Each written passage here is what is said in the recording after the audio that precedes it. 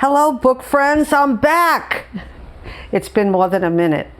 I wanted to come out here and do my January wrap-up, but I also wanted to have a little bit of a chatty kind of video where I tell you where I've been and what's been happening. The last 2 weeks have been really, 3 weeks almost, have been pretty hard for me because I'm healing from an infection that I had that everyone thought was more serious than it was. So I've been running back and forth to doctors, and but all's well that ends well, and I'm feeling much better. And I've been reading a lot of books that I was trying to make myself feel better. So I was reading, for me, what I hoped were feel-good books, but not all of them turned out to be. But some of them were good in the sense that they were buddy reads, and I really enjoyed my time with them. So let's get started.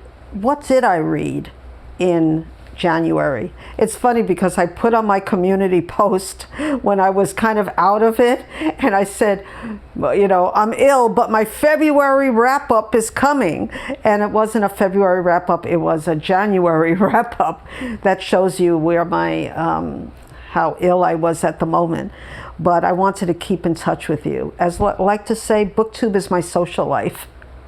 And I really depend on all of you, not only my subscribers or other booktubers, but just reading Booktube and people that I subscribe to, and seeing where what everyone is reading and where everyone is at the moment, how they are. So let's start of what I did read. My least favorite book this month was an Anita Brookner, Altered States. And I gave it 3 stars, but I'm not going to talk about it too much because it's in a way it's a complicated book, and in a way it's a very simple book. Let me explain. The whole theme of this book is a man, Alan Sherman, I think his name is, and he's obsessed with Sarah, who's basically a psychopath. She doesn't care about anyone. She screws everyone over, and he spends his life, wastes his life, basically running after her, or running after her in his mind because he's obsessed with her. And every time she sees him, though they do sleep together in the beginning, I think, she's so mean to him. And then there's like a subplot where his mother gets remarried, and it's more of a story of loneliness, of how he spends his life mooning over this girl, and he gets married to another woman, a friend of hers, which doesn't work out well. I won't go into any spoilery territory, but what I liked about it was not the story. I couldn't get close to any of the characters, including the main character, and we're in his head all the time, so I couldn't get into it. And I said to my friend Lindy, she has a booktube channel, Lindy's Magpie Reads, and she's a very good friend of mine as well. And I told her, Anita Brookner annoys me, and she laughed. And let me tell you why. She annoys me because she's such a good writer, and she writes important things, but you can't connect it with the character who's supposed to be thinking these things. She has a lot of really important things to say about obsession, about loneliness, but I felt it was coming from the author's voice, not from her character's voice, and that annoyed me. I gave it 3 stars because some of the writing is so beautiful, but yeah, I didn't really like it, but you might. Okay, what did I read next? I read a book that made me feel really good. I don't have the copy with me because I read it on my Kindle, but I'll have it here. It's called A Few Green Leaves, and it's by Barbara Pym. What's interesting about this book is that this is the last book that Barbara Pym worked on. She has books that were that were released after her death. But this was the last book she worked on. And it's just delightful because she goes back to what made her popular in the beginning. And what I wrote about it is that the title of the book comes from a scene in which Mrs. Grundy, an elderly spinster lady, is arranging flowers in the church. Tom, the rector, isn't there always a rector, compliments on her on having freshly cut roses in November. And Mrs. Grundy replies, "Oh, there are still roses in our garden," she says in her fluty voice. "And I think these will do another week. With a few green leaves. A few green leaves can make such a difference." So that's where the title comes from. So what is it about? It's about Laura. And Laura is staying at her mother's cottage in a village in order to finish wrapping up some anthropological research papers. She's surprised to see her former lover, Graham Pettifer, on a late-night discussion program, and impulsively writes to him, inviting him to lunch. And she imagines that Graham will bring his wife, Claudia, with him. But when Graham does arrive, he is alone and apparently estranged from his wife. And he's very annoying. What's so good about this book is that it takes place in a rural village that seems like it's way behind the times. And I think this was written like in the 70s or 80s, but you feel like it's like in the 50s. Oh, it's published in 1980. And so there's a rector, his dissatisfied sister, who I really like because she's always thinking about the warmth, because the rectory where she lives is not heated. So she's always thinking about her yearly trip to Greece. And yeah, I really liked her. And then there's the new doctor and his wife who are trying to get themselves moved into the rectory because they have a big family, and they're not very nice people. And yeah, they're a growing family. And then there's a pretentious restaurant critic. So, and other people. There's a lot of people that have been in her other books. And what did I like it? Well, you know, it has like an older perspective to it because Barbara Pym wrote this when she was, maybe she knew she was dying at the time. And there's so many interesting characters. There's an eccentric old woman, Mrs. Licorice, who gently passes away. And the way that that happened was a very sweet scene. And I've never seen that done like that before. And then there's somebody, Miss Clovis, with her dog hair, who they find out has passed away. And there's a memorial in it where people from her other novels, characters from her other novels are. And yeah, so there's like a lot of misunderstandings, and there's a lot of coziness to this book, and it has a nice ending to it as well. I really, really enjoyed this book by Barbara Pym, and I recommend it. Okay, so what's the next book I read? Well, I have the first edition, 1946, of Pilgrims Rest by Patricia Wentworth. And I buddy read this with the queen of mystery booktuber, Janelle from Too Fond of Books. And we really enjoyed it. In fact, Janelle said it was her favorite of the Miss Silver mysteries. And I have to say it was my favorite as well.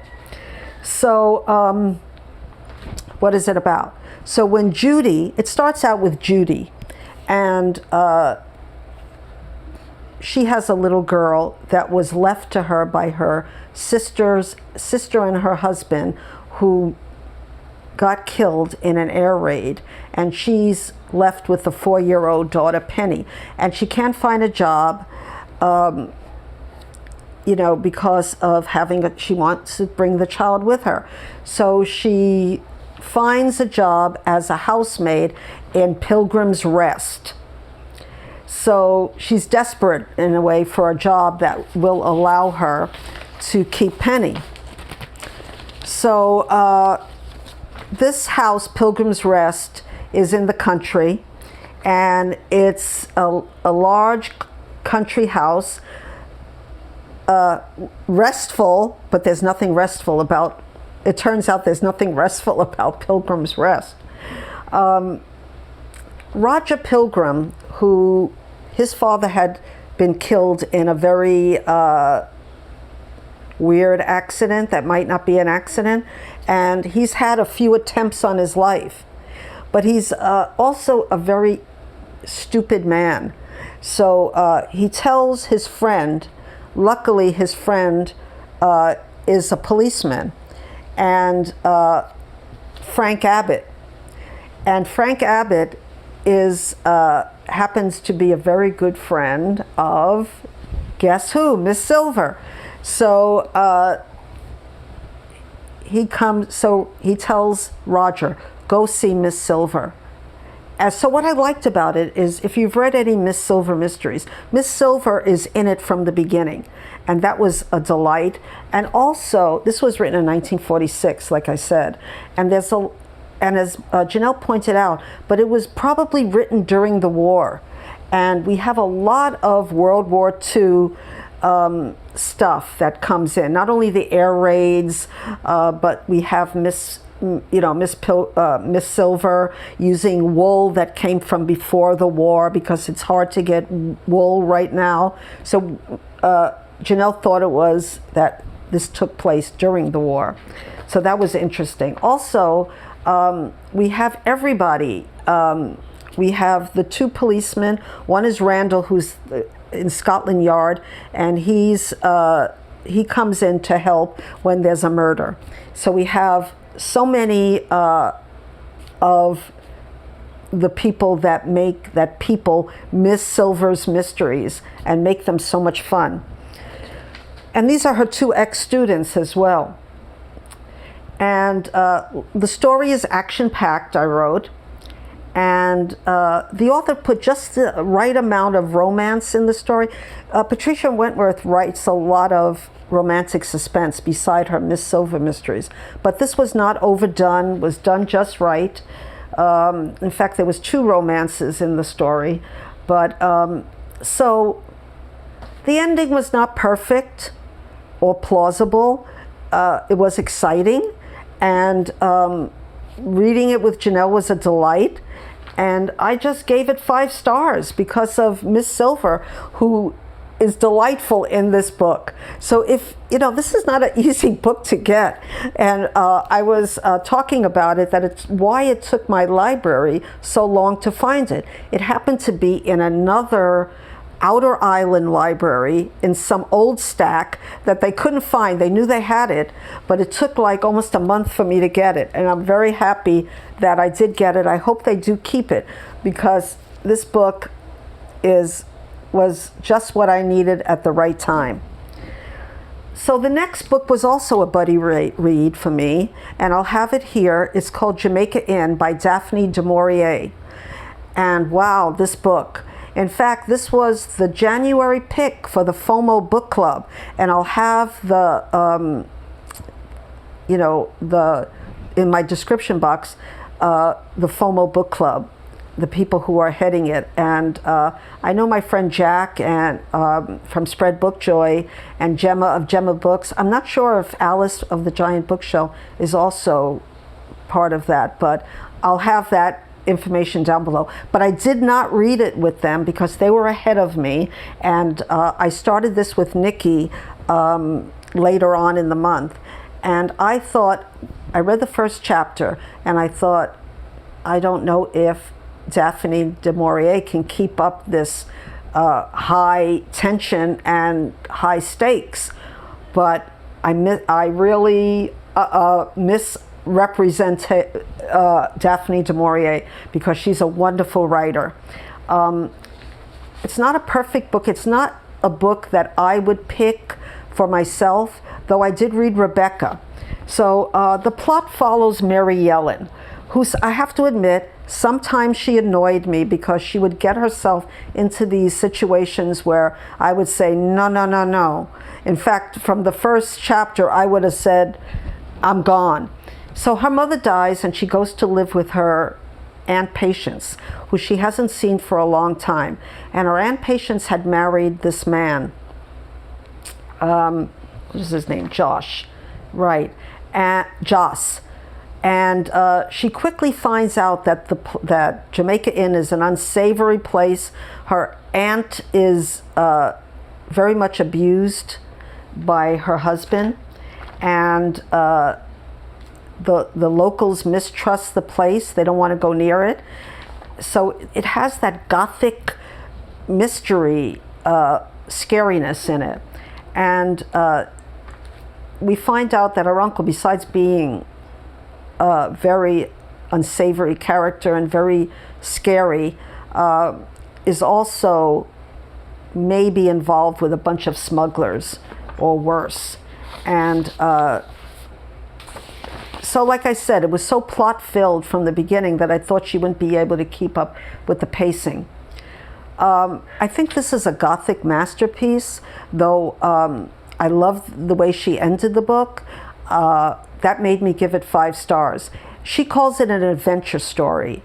There's a lot of violence in this book, and if you don't like violence, there's also a lot of as much sex as you can put in the book in the 1930s, and some of it was made me a little uncomfortable, because I think that at that time violence, maybe even now, is more accepted in a book than sex would be. There's some sort of sexual tension between the uncle and Marilyn, at least on his part, and his friends, and there's almost like, I wouldn't call it a rape scene, but it's a scene of violence against women. So if you don't like violence against women, this might not be the book for you. But I think that it is well worth reading, and that's why I gave it 5 stars, and also for the wonderful buddy read that I had with Nikki. So please check out her channel, Red Dot Reads. She's a wonderful booktuber and just a wonderful friend in person. So yeah, so that's that book. Then a book I'm not going to talk about right now, but I'm going to talk about in another video, is The Third Girl by Agatha Christie. And it starts out great.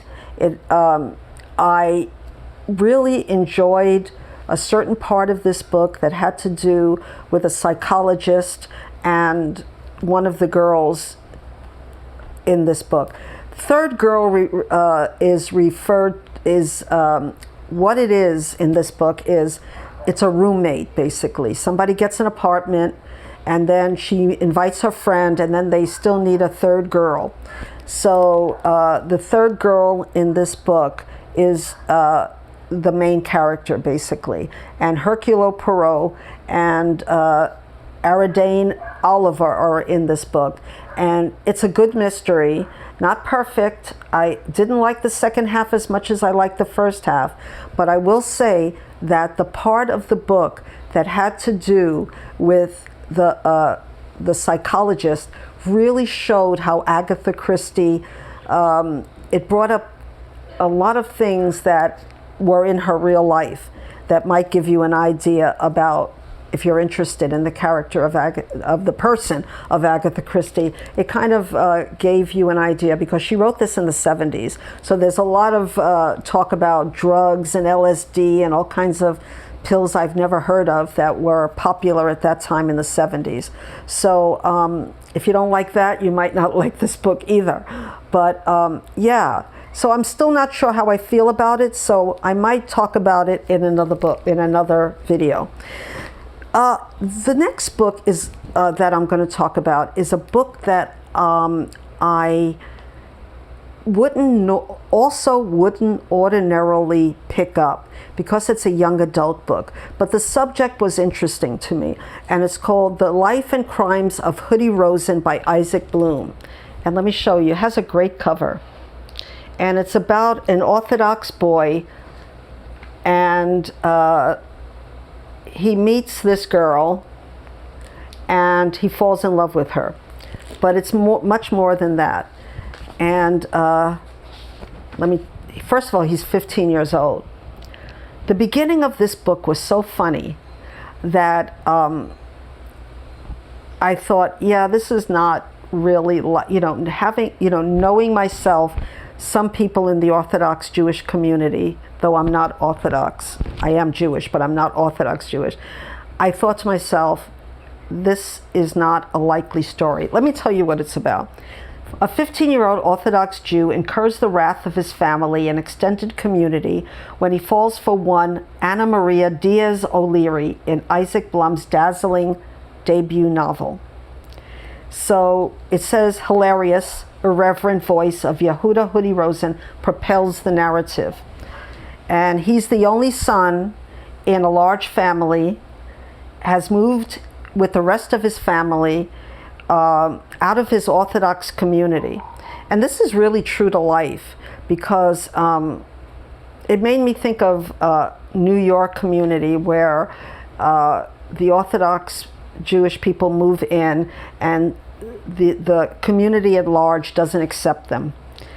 So he moves from the Jewish community of, and I'm assuming that these are not real places, Colwyn, to the mostly non-Jewish community of Traragon outside Philadelphia, where Hoodie's father is planning an apartment complex to house Orthodox families, and the project has run into fierce opposition from the mayor, who happens to be Anna Maria's mother, and other townspeople, sparking a wave of anti-Semitic attacks that grow increasingly violent. So the second half of the book is where things get really violent, and you can't say that it's not realistic, because almost the exact same thing has happened recently, and I won't go into spoilery territory. So the book takes it goes from a very funny beginning where this boy is falling for a non-Jewish girl, not only a non-Jewish girl, but she has a cross around her neck, and her mother, it's very unlikely, and he's trying to figure out how he can get together with her, and it's like an impossible situation. And then it goes into more of anti-Semitic, really terrible things start happening, and he's a part of that. So I gave it 4 stars because I just felt that the ending, though it was realistic, it started turning not so realistic at the very, very end. But I enjoyed the beginning, and I enjoyed the family, and just how people get the impression of people by their, certain things about them, and then they start hating them because of just their things about their culture that is so different from other people's culture, if that makes any sense. But I thought it was a brilliant debut, and if you're into any of these topics, I think this is a fun read. Maybe not so fun. Like I said, I've been reading a lot of books on my Kindle, and as well as doing a lot of reading. I haven't read 30 or 40 books like some people on Booktube, but I don't think that's going to happen. I don't read that fast. I'm going to end this video here because I I don't want it to go over long, even though I haven't been here for for a while. I just wanted to keep it a little short, but I wanted to tell you how much I really appreciate all the good wishes that I've gotten on my community tab, and just the Voxer messages that I've gotten. And yeah, sometimes when you're going through something scary, it's so good to have people that care about you, that you feel that care about you. And it's so wonderful to be part of this community. And I should say that, hi, I'm Marilyn Maya, and please subscribe to my channel, and please like and press the notification bell so you can get more of my rambling. Hopefully I can catch up and have more videos filmed in the next couple of weeks. So thank you so much for stopping by, and I will see you soon. Aloha!